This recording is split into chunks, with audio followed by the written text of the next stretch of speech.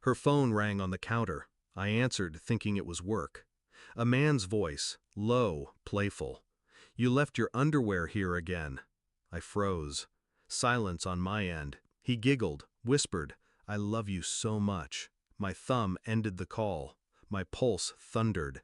Because that voice wasn't a stranger. It was family. I remember when I first met her. Her laughter was light, almost reckless. She said she loved that I was steady, dependable, the one man who wouldn't let her down. We built a home. We sat at family dinners. My brother would joke, she'd laugh too loud. I never thought twice. Why would I? He was blood.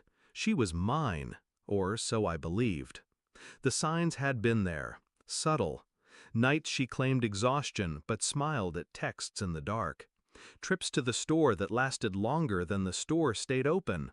The sudden perfume I didn't recognize, lingering when she walked past.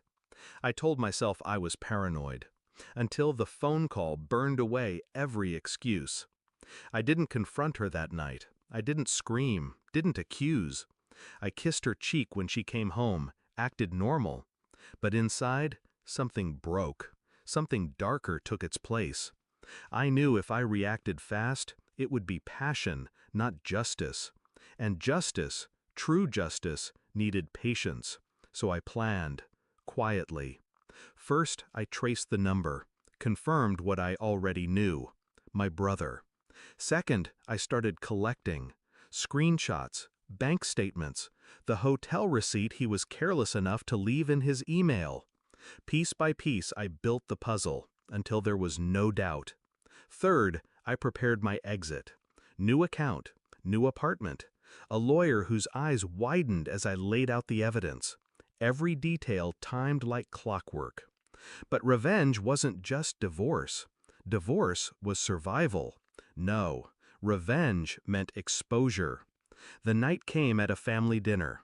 Everyone gathered. Parents, cousins, my brother sitting across from me, my wife beside him, their secret woven between stolen glances they thought no one saw.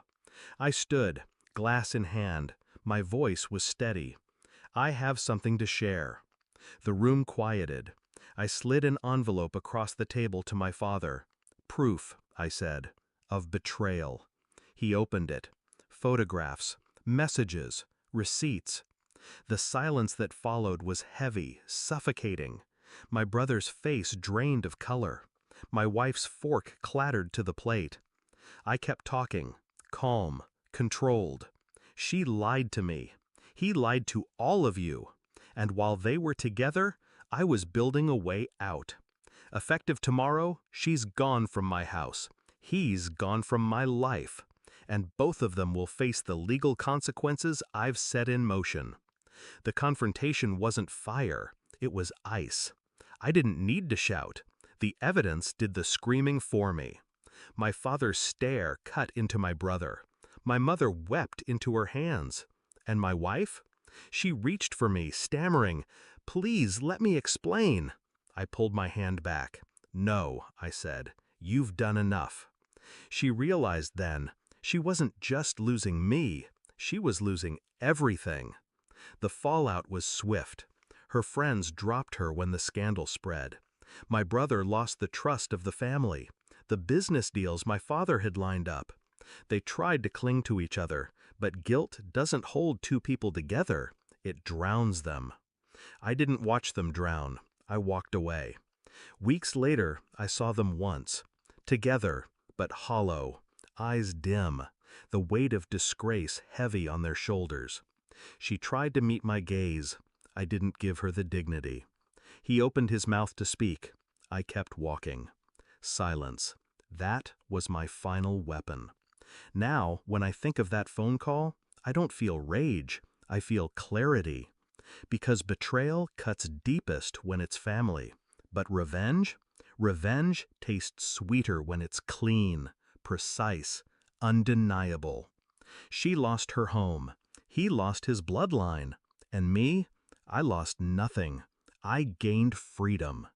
The call ended that night, but the echo remains. His voice, her silence, my choice. They whispered love in secret. I whispered goodbye in public, and when the dust settled, I was the only one still standing.